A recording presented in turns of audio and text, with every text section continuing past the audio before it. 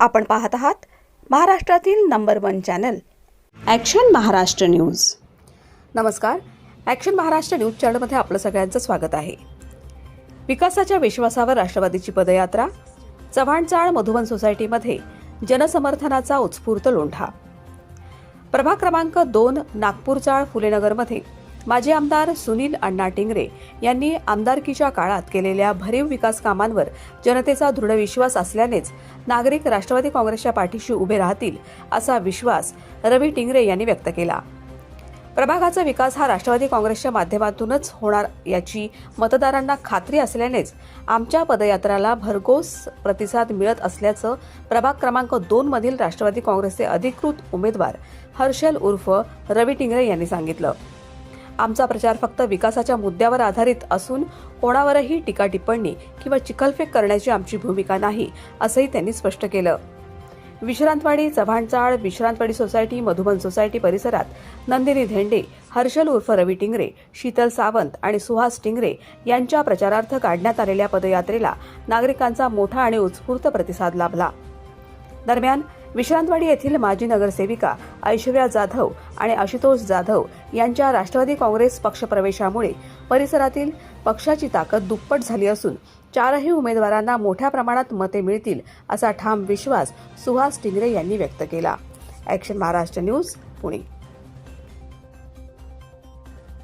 कुठला एरिया आहे आणि काय सांगणार आपण? आज मधुबन सोसायटी, चव्हाणचाळ परिसर आणि विश्रांतवाडी परिसर व बनारसचाळ या भागामध्ये आम्ही आज पदयात्रा केली। पदयात्रा करत असताना नागरिकांचा उत्स्फूर्त प्रतिसाद होता, कारण की या भागामध्ये आम्ही सुनील अण्णा टिंगरेंच्या माध्यमातून ड्रेनेजची कामं असू द्या, रोडची कामं असू द्या, ही यापूर्वी केलेली आहेत आणि आम्ही विकासाचा मुद्दा घेऊन पुढे चाललेलो आहोत आणि विकासाच्या मुद्द्यावरतीच फक्त इलेक्शन लढणार। बाकी दुसऱ्या कुठल्या मुद्द्यावरती आम्ही कोणावरती टीका टिप्पणी, कोणावरती चिखलफेक आम्ही न करता फक्त आणि फक्त विकासाच्या मुद्द्यावरती, कारण लोकांना विकास हवाय, लोकांना बाकीच्या काही गोष्टींशी घेणं देणं नाहीये। लोकांना जे ज्यांची कामं करतील अशी लोक निवडून द्यायची, त्यामुळे आम्ही फक्त आणि फक्त विकासाच्या मुद्द्यावर इलेक्शन लढत आहोत।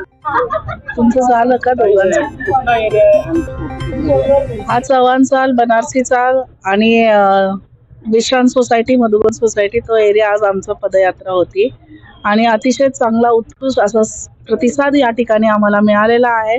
सगळे नागरिक आपण बघत आहात, मगासपासून आमचं स्वागत करतात ते, कारण हा आमचा विकासाचा पॅनल आहे। जिथं सावंत, धेंडे आणि टिंगरे हे येतात, हे नाव हेच विकासाचं नाव आहे। एवढंच आम्हाला या ठिकाणी सांगायचंय। काम करत आलोय आणि काम करत राहू।